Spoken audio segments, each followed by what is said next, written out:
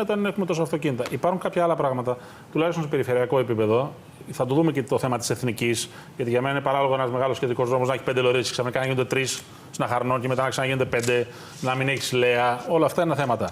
Αλλά α πούμε για παράδειγμα το θέμα του παράνομου παρκαρίσματο σε μεγάλου οδικού άξονε Κηφισίας, Πεντέλης, Μεσογείων, όπου ξαφνικά οι 2 λωρίδε γίνονται 1 και μισή. Εκεί μπορεί να παρέμβει η τροχέα. Και να ξέρει κάποιο ότι όταν διπλοπαρκάρω ή παρκάρω παράνομα, δεν θα βρω το αυτοκίνητό μου και θα οδηγήσω σε ένα μήνα. Κοιτάξτε, ένα σχόλιο σε αυτά που είπε ο εκπρόσωπος της αστυνομίας, το οποίο είναι σημαντικό, είπε και ανέφερε και είναι πολύ σημαντικό ότι θα πρέπει να γίνει μια αλλαγή κουλτούρας. Και στην Αθήνα πρέπει να γίνει και στη Θεσσαλονίκη. Αυτό όμως δεν μπορεί να γίνει με την αστυνόμευση και αυτό δεν μπορεί να γίνει από τη μία μέρα στην άλλη. Αυτό είναι δουλειά της πολιτείας. Χρειάζεται εκπαίδευση, χρειάζεται ευαισθητοποίηση, αυτά τα οποία λέμε και για την οδική ασφάλεια και για την κυκλοφορία. Η αστυνομία αυτή τη στιγμή έχει ένα πάρα πολύ σημαντικό ρόλο και πολύ βασικό ρόλο να αστυνομεύσει στο βαθμό που μπορεί τη στάθμιση. Είπατε, είναι μια πολύ σημαντική παράμετρος η οποία προκαλεί αλυσιδωτά προβλήματα για την κυκλοφορία. Και από εκεί και πέρα να προσπαθήσουμε μέσα από την ενδυνάμωση στο μέσο μαζικής μεταφοράς, είναι η μόνη βασική λύση η οποία θα υπάρχει, τον τρόπο με τον οποίο θα καταφέρουμε να αλλάξουμε την οδηγική συμπεριφορά. Πρέπει να δώσουμε επιλογές στους μετακινούμενους για να αλλάξουμε τη συμπεριφορά τους. Αν δεν έχουν οι μετακινούμενοι τις επιλογές, προφανώς θα συνεχίσουμε να έχουμε το ΙΟΤΑΧΗ σαν βασικό μέσο μετακίνησης και τα προβλήματα όχι μόνο θα παραμένουν ίδια, αλλά θα εντείνονται τα επόμενα χρόνια σε όλες τις πόλεις. Και τα προβλήματα όχι μόνο εντείνονται, εξαπλώνονται και σε άλλους δρόμους. Δηλαδή, μέχρι πρότινος είχαμε τη λύση της Αττικής Οδού, όπου ξέρουμε ότι όταν κάποιος θα μπει μέσα θα πάει γρήγορα στον προορισμό του. Κάτι που το τελευταίο διάστημα δεν υφίσταται, ειδικά τις ώρες αιχμής. Και από την άλλη, ενώ μιλάμε για κυκλοφοριακά προβλήματα, λέμε για ένα ατέλειωτο πάρκινγκ που έχει γίνει η Αττική με χαμηλές ταχύτητες, παράλληλα και την ίδια στιγμή έχουμε πολλά τροχαία δυστυχήματα μέσα στον ιστό, τον αστικό.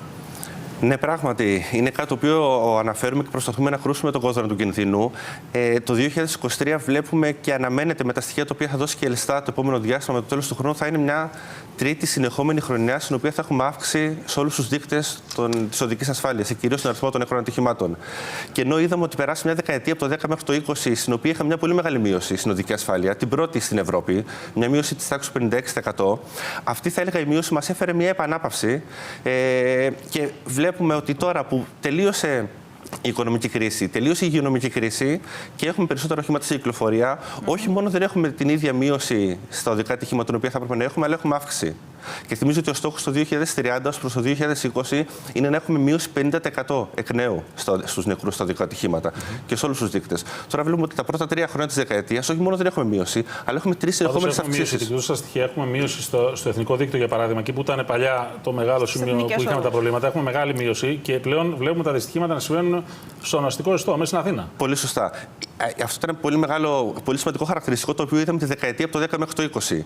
Όχι μόνο βελτιώθηκαν τα αποτέλεσματα, γιατί όχι γιατί βελτιώθηκε η οδηγική συμπεριφορά, που είναι το πιο σημαντικό και εκεί πρέπει να δώσει έμφαση και η πολιτεία.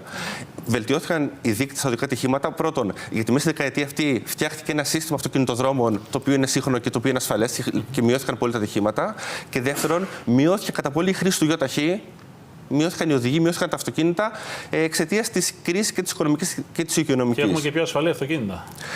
Κοιτάξτε, σε ένα ατύχημα έχουμε 3 παράγοντες: το όχημα, το δρόμο και τον οδηγό. Ναι. Όπως λέτε, τα αυτοκίνητα βελτιώνονται, οι υποδομές βελτιώνονται και το οδικό περιβάλλον βελτιώνεται. Βλέπουμε όμως ότι ο οδηγός. Εμείς ως οδηγοί δεν βελτιωνόμαστε. Όχι μόνο δεν βελτιωνόμαστε, χειροτερεύουμε.